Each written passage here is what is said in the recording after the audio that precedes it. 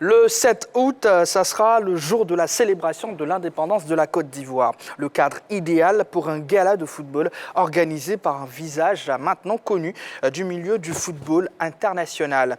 La grande team reçoit M. Michael Ncho, agent de joueur et promoteur de ce gala.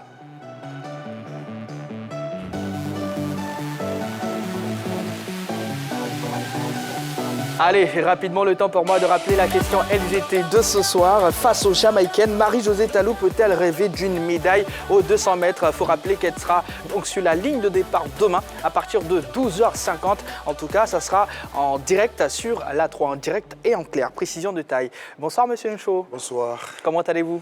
Très bien. Alors, ça fait quoi de revenir sur le plateau de la grande team? Ça fait plaisir de retrouver l'équipe.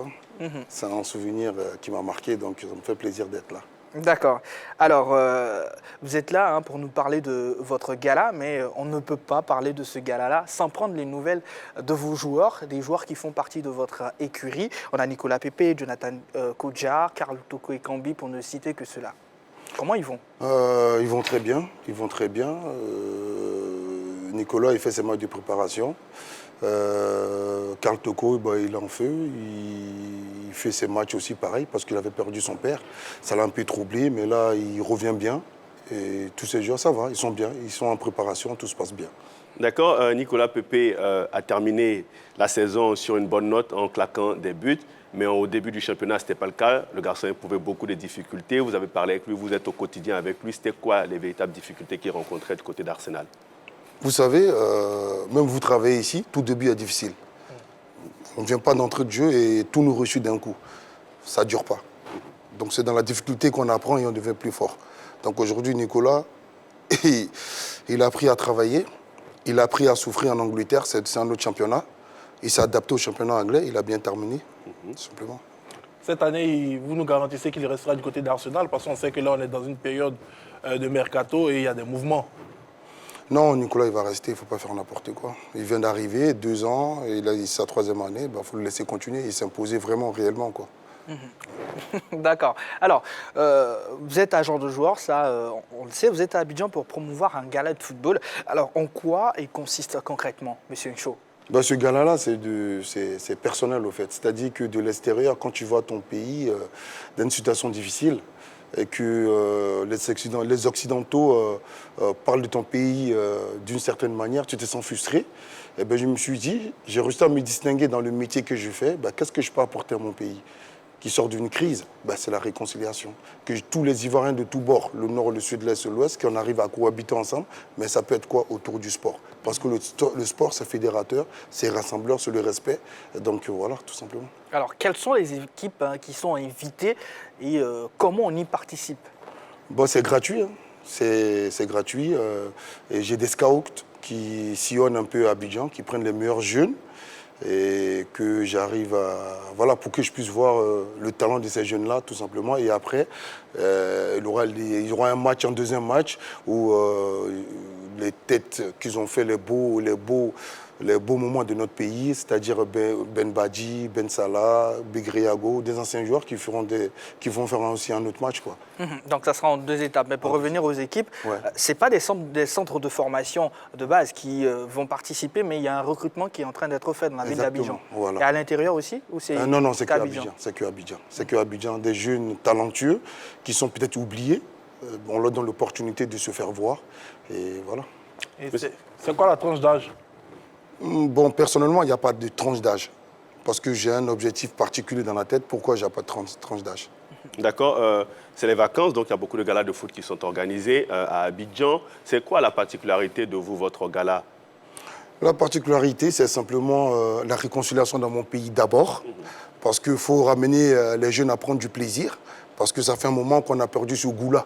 Parce qu'avant, quand on voyait nos anciens jouer, ça nous donnait du plaisir. Aujourd'hui, tu vois, dans les stades, il n'y a pas de personne. C'est rare. Je ne comprends pas pourquoi. Donc, moi, je fédère aujourd'hui voir des jeunes talents qui peuvent donner le spectacle d'abord. Et en deuxième lieu, et maintenant, distinguer les meilleurs talents et après mettre mon projet en place. Simplement. D'accord. Alors, et si on parlait de l'objectif sportif, là, on a parlé de réconciliation dans un premier temps, mais l'objectif sportif ici de l'événement, c'est quoi? L'objectif sportif, c'est de promouvoir le football ivoirien. Parce que de l'extérieur, quand je vois le football ivoirien, elle est un peu endormie, tout simplement. Donc je me suis dit, si j'arrive à prendre les meilleurs talents et les sortir, comme Jama Guiou l'a fait, que les Kolo Touré, les Harouna Dindan, les Ezeto, ils ont joué dans le championnat ivoirien, ils ont valorisé nos championnats avant de s'expatrier. Donc moi, c'est dans cette optique-là que j'ai envie de voir les meilleurs talents, promouvoir d'abord mon pays avant de les expatrier, tout simplement. Mais vous évoquez le fait de vouloir promouvoir les talents, mais vous n'êtes pas, j'ai envie de dire, propriétaire de centre de formation. Comment vous allez pouvoir mettre en exergue tout ça? Ce projet-là est déjà en place, au fait. Vous savez, quand c'est quoi le projet? Expliquez-nous concrètement pourquoi. Le projet, d'abord, c'est de créer un bon centre de formation, vraiment de manière à pouvoir accueillir ces jeunes-là et de les former vraiment et donner une éducation qui parle de réconciliation, paix, respect, et après les dispatcher dans des clubs ici et donner de la valeur au championnat, tout simplement. Là, tout de suite, je m'interroge. Ouais. Vous faites votre gala, il y a des joueurs qui éclorent, qui tapent à l'œil et qui font sensation. Ce sera quoi votre regard? Si ces joueurs-là ils font sensation, j'ai des contacts avec des clubs ici en Abidjan. Et je vois comment faire pour les intégrer et les permettre de montrer leur talent, tout simplement. Et ça va valoriser le football de mon pays. Ok. Alors, Jean-Philippe, vous avez une question? Non, il a parlé tout à l'heure, monsieur Chou a parlé du centre de formation, c'est un projet qui est déjà lancé. Le centre, il est situé où? À Bassam. Les infrastructures sont déjà mises en place? Non, pas encore. C'est un projet, il faut prendre le temps de bien construire le projet. Donc, il ne faut pas faire les choses à la va-vite et après, ça rentre dans les oubliettes. Moi, je veux vraiment apporter dans mon pays, je veux marquer mon pays, je veux marquer mon temps, tout simplement. Ok. Alors, très souvent, on passe de l'étape 1 à la suite sans vraiment faire un bilan. Ce n'est pas la première fois que vous organisez un tel événement. C'est quoi le bilan que vous pouvez faire de la première édition? Le bilan nous a permis de faire la deuxième édition parce que les gens ont vraiment aimé et que ça a vraiment apporté aussi à la jeunesse ivoirienne d'avoir une journée festive. Ils ont aimé, ils se sont fait plaisir et voilà. Alors, qu'est-ce qui va changer par rapport à la première édition? Enfin, qu'est-ce qui n'a pas marché lors de la première édition que vous allez travailler pour la deuxième? La première édition, tout simplement, c'est que c'était des anciens joueurs. Ils avaient arrêté leur carrière et que je voulais leur faire plaisir. Et la deuxième édition, c'est de voir vraiment les jeunes talents. Et après, les anciens, moi, je fais plaisir. Et après, tout ce que j'ai énuméré, c'est de pouvoir les permettre de s'intégrer des clubs professionnels et de promouvoir le football ivoirien. Donc, naturellement, il n'y a pas eu de détection lors de la première édition? Non.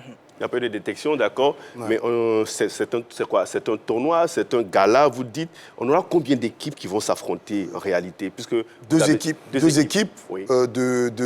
qu'on aura recruté un peu partout. Et après, le deuxième volet, c'est les anciens joueurs qui vont se faire plaisir. Okay. D'où le match de gala pour la réconciliation. D'accord. Et ça va se jouer où? Au Champrou, le 7 août à 13h, le jour de la fête de l'indépendance dans mon pays. C'est un jour marquant pour moi. Donc, ça sera avec plaisir de pouvoir faire plaisir à la jeunesse ivoirienne. D'accord. Alors, vous êtes agent de joueurs, c'est vrai, mais est-ce qu'à côté de vous, il y aura d'autres personnes pour la détection, sinon pour vous aider dans ce projet-là, de détection surtout? D'abord, dans ce projet-là, je ne suis pas tout seul parce qu'il y a des hommes politiques qui m'accompagnent. Moi, je ne suis pas politicien parce que je veux que ça soit à tous les bords. Parce que je parle de réconciliation. Il y a la députée, l'honorable Traoré Mariam, qui a accepté d'être marraine. Donc, Laura Dumont et aussi, il y a mes collaborateurs qui seront présents aussi parce que je ne travaille pas tout seul. Je travaille avec des gens qui seront présents et voilà. D'accord, on voit là à l'écran l'affiche. Côté animation, qu'est-ce que ça va donner? Qu'est-ce qu'on va retrouver? Parce qu'on parle de gala aussi. Ouais, je veux que ça soit une journée de sportive et festive. Donc, c'est-à-dire le deuxième volet de ce gala-là, ça sera un concert musical où il y aura débordé le Konfa, voilà, avec ses frères, tous ces artistes-là. Il y aura vraiment du beau monde, en fait. D'accord. Qu'est-ce que vous pouvez dire pour vraiment, pas forcément fermer le sujet, mais pour inviter les jeunes à prendre part, bien sûr, à ce tournoi-là, enfin, à ce gala? Je vais simplement dire aux jeunes que je suis un exemple. Je suis parti de rien du tout pour arriver là où je suis et d'y croire à leur chance et de ne jamais oublier d'où ils viennent. Et que moi, étant petit au Champrou, avec ma mère, on venait des beignets. Et ces beignets-là, l'éducation que ma mère elle m'a donnée, ça m'a permis aujourd'hui de pouvoir être à ce niveau-là. Et donc, je vais amener tous les jeunes de la Côte d'Ivoire, vraiment qui viennent se faire plaisir. C'est pour la réconciliation, parce que s'il n'y a pas de paix, il n'y a rien, il n'y a pas tout ça. Et que je vais amener aussi que les jeunes, ça sera éducatif, qu'ils comprennent que s'il n'y a pas la paix, la tante qui vend ses arachides à Djamé ne pourra pas demain rêver, compter sur son enfant et dire que son enfant doit réussir pour l'aider. Donc, au fait, c'est tout ça que je vais mettre en place. Donc, il faut qu'ils viennent vraiment massivement pour soutenir cette idée-là, pour qu'il y ait vraiment la réconciliation dans notre pays, parce qu'on n'a qu'un seul pays. Si on la détruit, ça serait du regret. Ça sera ce samedi-là. Voilà. D'accord. En tout cas, vous restez avec nous. On va poursuivre un tout petit peu l'émission ensemble. Okay. Donc, on espère que vous prenez plaisir à être sur oui, notre je plateau. prends très plaisir avec vos confrères qui sont très forts. Allez, on va marquer une courte pause. On revient juste après.